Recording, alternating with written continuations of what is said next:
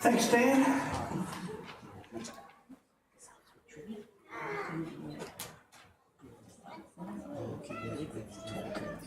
Oh, David, where did you and Braden get that worship team from, buddy? Hey, Jew, Meshach, and Lucy, and Daphne, thank you so much for taking us to the throne room of God this morning. I saw some in the audience. I looked around both sides, and there's people actually worshipping Jesus. You can see the way they're moving, their eyes, their heart, totally going to Jesus. I thought, this has got to be good. There's something fresh happening in our church, something great happening in our church, and I just love it. So, hey, let's keep on to go with it and keep on seeing that God's taking Swan Valley Adventist Church at the moment. I've got a few things I need to just let you know before I get into the sermon. One is that this Thursday night I'm meeting with the nominating committee team again to do the second round. And so if you want to serve in the church, this is your chance. Because if you don't put your name down this time with the leaders, they come take you on the shoulder afterwards. See, it's open season always here. And if someone needs something in the worship team or in whatever teams we've got, our 6 teams, they'll come and take you on the shoulder and say, hey, come and give us a hand. We're a family here and we all get involved. But just to make it official and to go through the right procedures, we need to list it and we need to vote on that. So that'll be this Thursday night. So leaders of the big 6 teams, you're on notice. And all of us here, what team are you on? And that's the buzzword here this morning. What team am I on? And yeah, may God bless us with that. Speaking of teams, as I said to you a few weeks ago, we need 62 casseroles to make middle meals tick each week. And I've got a record that hasn't been broken yet, and that is that we haven't had Sherelle cooking since the week before camp. So she's a different girl, and yeah, finding other things to do. But let's keep it going. We need all of us to keep involved. So if you're cooking a casserole at home, cook one and bring in. So we're making good ground. We've got some wonderful cooks from other churches and other people around in the community. But we'd like to keep up a bit more because we're just getting to Friday and we're thinking, woof, I've got enough. And it comes in. I put a few other casseroles together and it comes in. So I'll leave these here. I'll be at the back shaking hands, but grab a casserole on the lid and fill it and pop it in either the fridge or the freezer out in the back storeroom. Label it so I know whose it is and what it is and how to operate with it. But take one home with you and fill it up. Now, someone said to me about 3 weeks ago, I can make my ordinary old fried rice if you want to. Now, I've forgotten who that was. If you make ordinary old fried rice, step up, grab a casserole dish, because I need your ordinary fried rice. You know why? The comments coming back all the time down there is, we love midland meals because the food is home-cooked food.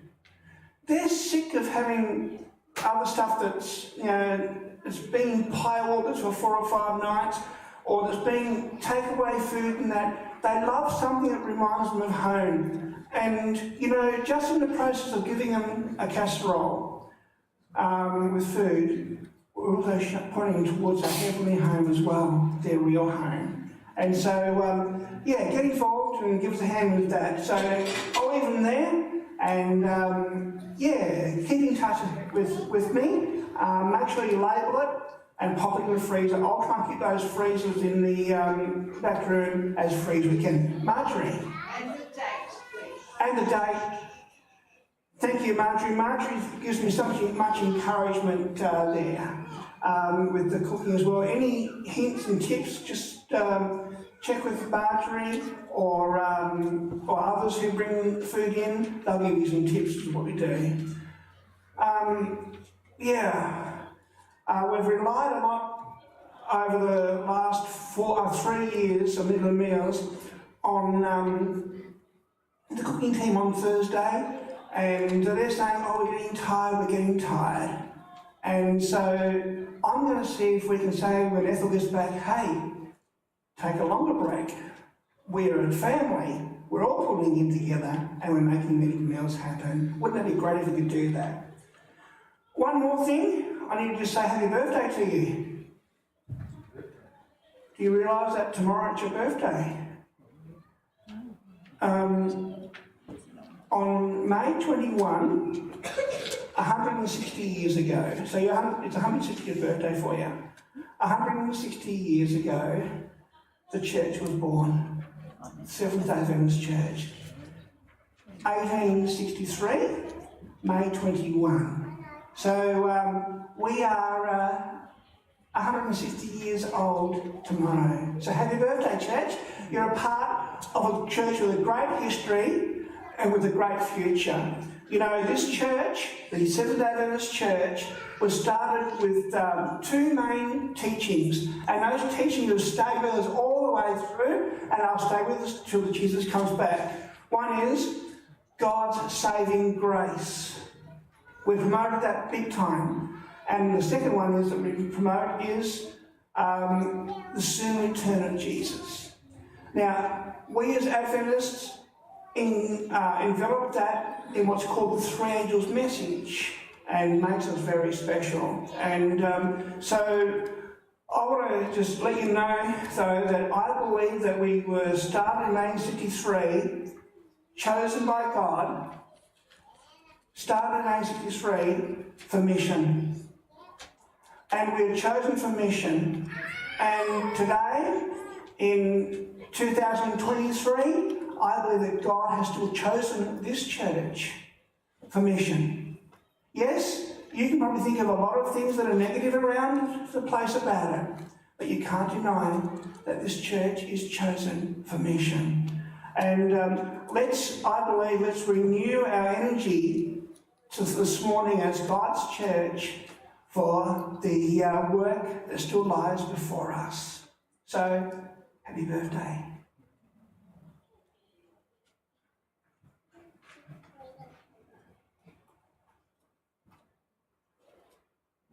My sermon, it's the second half I preached last week when I realised that time was getting near. And it goes as a part of the story of the falling of the walls of Jericho, but it's a story in itself, an amazing miracle that happened within the miracle of the walls of Jericho. My big idea is this morning. It's not my name, but Christ's name tattooed upon my heart that matters. It's not my name, but Christ's name tattooed upon my heart that matters. There are occupations we associate with certain Bible characters. You've got Abraham. His job was he was a herdsman. You got David, shepherd. You got Nehemiah. He was known as the cupbearer. You've got Isaiah. He was a prophet. You've got Peter, fisherman. You've got Herod. He was a king. You've got Esther. She was the queen. You got Matthew, a tax collector. You got Joseph in the New Testament. He was a carpenter. You've got Paul, he was a tent maker. But perhaps the strangest of all characters in the Bible to be known by their work and their profession is Rahab. She was a harlot, prostitute. And mention her name, and immediately her occupation comes to mind. 5 times in the Bible, 3 times in the passage we're looking at this morning in Joshua, and twice in the New Testament, she's called Rahab the harlot. Let's turn to her story. Joshua 2, verses 1 to 21. Joshua 2, verses 1 to 21.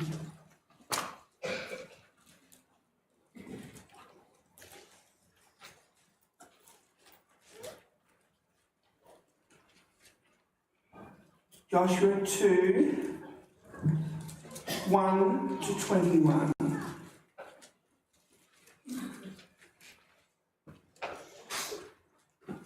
Joshua, son of Nun, secretly sent 2 men as spies from the acacia grove, saying, "Go and scout the land, especially Jericho." So they left and came to the house of the prostitute, there we go, that's how she's known, named Rahab, and stayed there.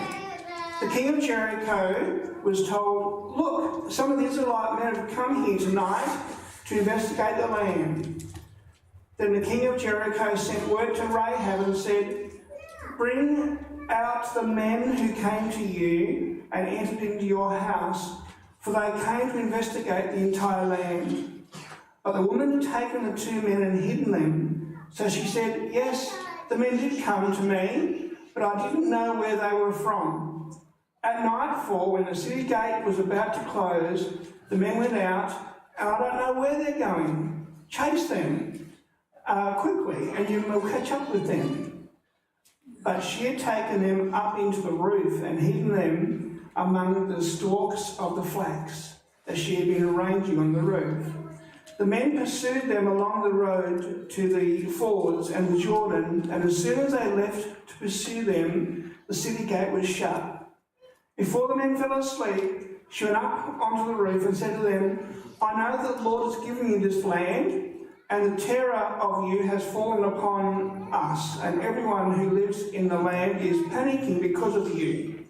For we have heard how the Lord dried up the water of the Red Sea before you, and when you came out of Egypt, and what you did to Sihon and Og, the 2 Amorite kings, you completely destroyed across the Jordan. When we heard this, we lost heart, and everyone's courage failed because of you. For the Lord of your God is a God in heaven above and of earth below. Now please swear to me by the Lord that you will also show kindness to my father's family, because I showed kindness to you. Give me a sure sign that you will spare the lives of my mother, father, brothers, sisters, and all who belong to them, and save from death." The men answered her, "We will give our lives for yours. If you don't report our mission, we will show kindness and faithfulness, and when the Lord gives us the land." Then she let them down by a rope through the window, since she lived in the house that was built into the wall of the city. "Go to the hill country so that the men pursuing you won't find you," she said to them. "Hide there for 3 days until they return. Afterward, go on your way." The men said to her, "We'll be free from this oath you made us swear, unless we enter the land. You tie this scarlet cord to the window through which you let us down. Bring your father and mother, brothers, and all your family together into your house. If anyone goes out the doors of your house, his death will be on his own fault, and we will be innocent. But if anyone with you in the house should be harmed, his death will be our fault. And if you report our mission, we are free from the oath you made us swear." "Let it be as you say," she replied, and she sent them away. After they had gone, she tied the scarlet cord to the window. An amazing story. And it seems that God wants us to get some lessons from this lady. The Bible does not give away us details, but it gives us a story. When it comes to Rahab, we don't know how she became a harlot. It doesn't say. Secondly, we don't know her family background. It doesn't say.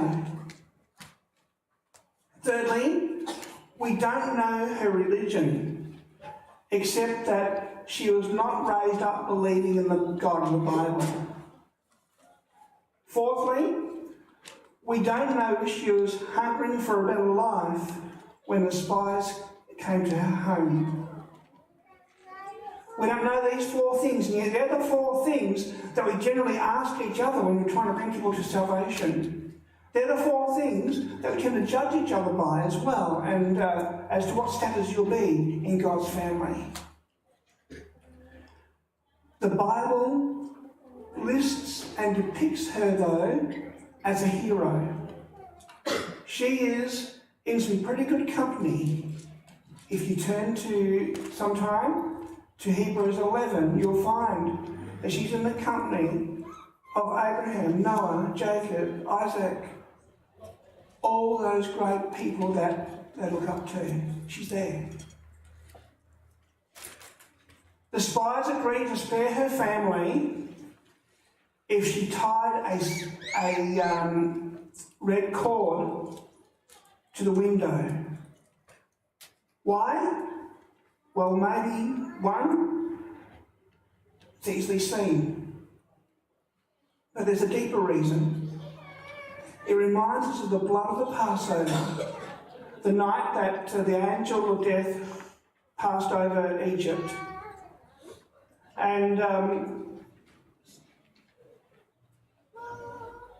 the people in the house where the blood was on the doorstep were saved. Note that as soon as the spies left, she tied the cord to the window. She didn't wait until another week or so until she could see that Joshua's army was imminent.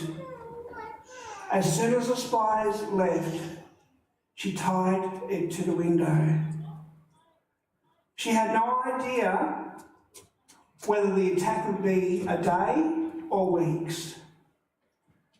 She believed in the promise and acted on it. And this is the key.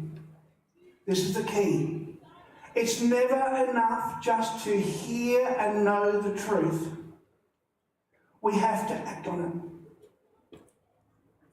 I worry at times that our churches can be full of too many people that know the truth and the right way to say the truth and be the truth, but they never ever act on the truth. The truth of God's saving grace has to jump out of the Bible and land in my heart. Secondly, she did it straight away. Sometimes we, as Adventists, get our eschatological compasses out and our calculators, and we calculate out, oh, Jesus won't be able to come back for 4 years, maybe 20 years, maybe 50 years, and we like to have these timelines all charted out, which I don't believe that God is running the world on our charts and our timelines. But he does say the most important thing is my heart ready for Jesus? Am I in a day-by-day relationship with Jesus? And she showed that she believed the promise by putting the cord out of her window that day. And it's that action that I believe we as God's people need to emulate. Now, I've gone very, very close to saying some pretty strong stuff there, but I hope you get what I'm alluding to. Because there's so many other traps and illusions around that can keep us from a day-by-day relationship with Jesus. And that's what matters. And this morning, you and I need to ask ourselves the question, have I acted on the saving grace of Jesus? Have I accepted And is there a red cord over the heart of my life?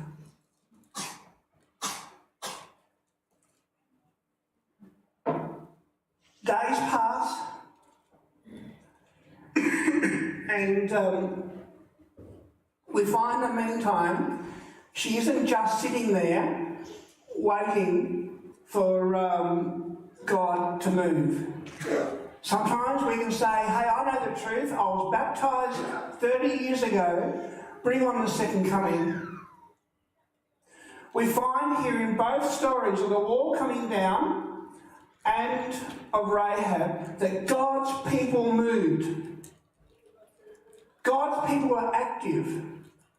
In the walls coming down, Joshua took his people up to the walls in faith.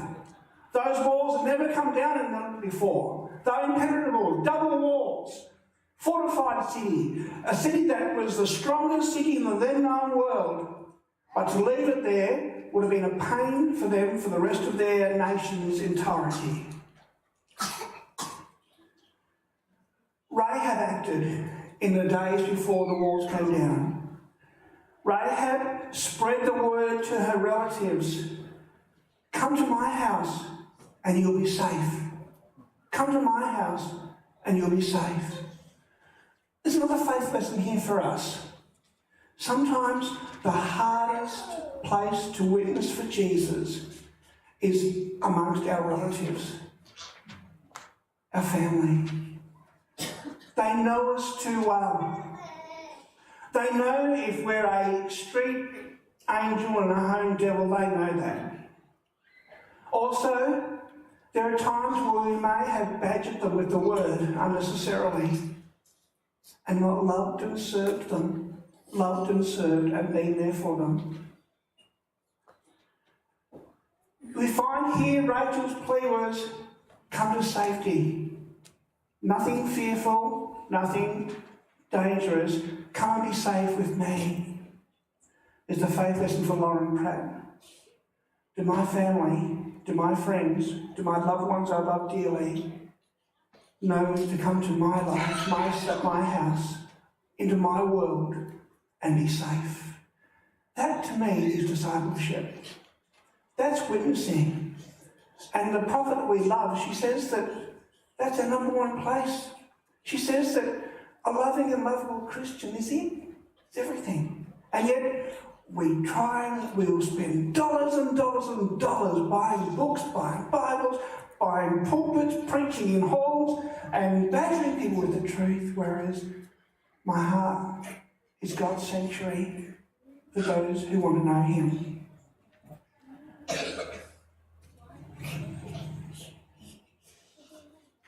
We know what happens next. The walls come down. The city is destroyed except for the house of Rahab. Her faith has caused her to reach out to her own family and they are saved with her. This is true conversion. This is true evangelism. This is true love.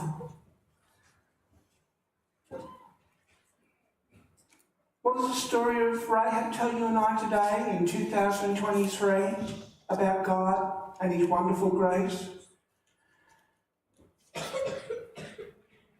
It tells me that no one is beyond God's grace. If you're here this morning thinking, hey, I've done it, I've gone beyond it, think of all that sin that this Rahab's committed. Think of her stained reputation. Think of her horrible past.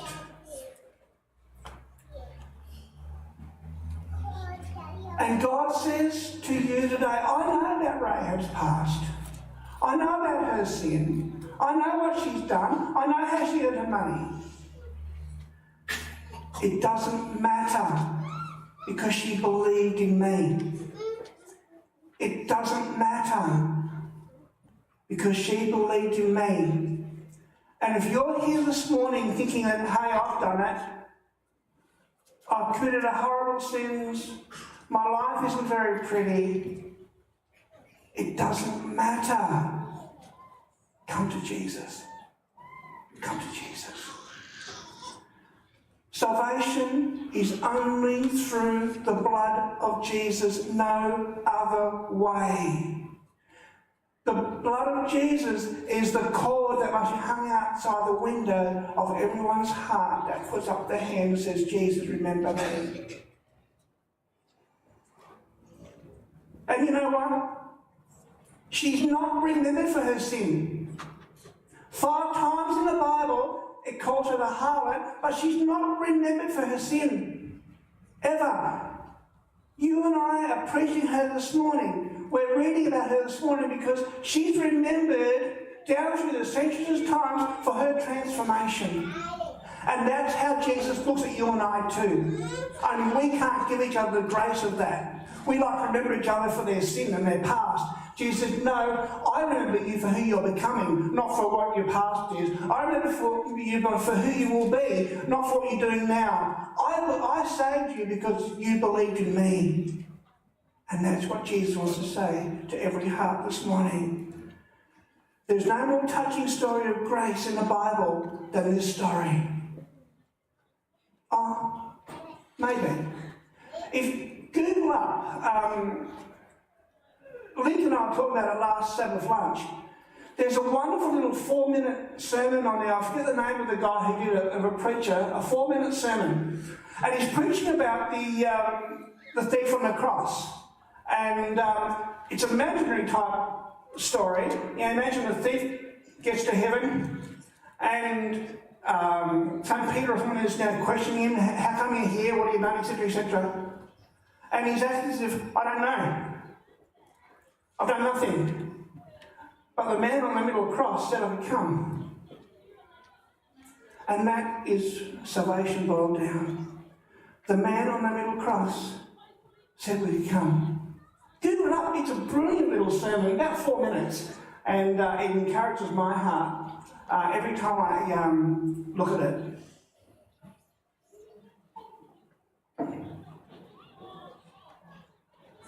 There's no more touching story of the grace of God than the story of Rahab. And you ask, how could a holy God use a sinner like me? Look at her. She's the mother to a boy named Boaz. He married a widow called Ruth. She was great-grandmother of a guy called King David. Her line produced Jesus. If you're wondering how God can use you this morning, I want to introduce you to the woman of the scarlet cord. The word harlot is repeated so we know that whatever we have done, God will forgive us if we come to Him in faith. Rahab is the ever-present message of God's salvation, full and free, uncluttered by works, to you this morning. It's not my name, but Christ's name tattooed across my heart that matters. This morning, I want to summarise the 2 sermons, last week's and this week's, with this one sentence. It's this. Last week's was the wall of Jericho coming down. And this week's is Rahab's. Here's my summary. When you come to God, He listens. When you listen, He talks. When you believe, God works. When you come to God, He listens. When you listen, He talks. When you believe, God works. Just ask Joshua as he stood by the wall before that morning and the angel of the Lord came and talked to him. Just ask Rahab as she believed the promise and God saved her and her family. This morning I asked you the question, is the name of Jesus tattooed across your heart. Because when the chips are down, when all is ended, that's all that matters.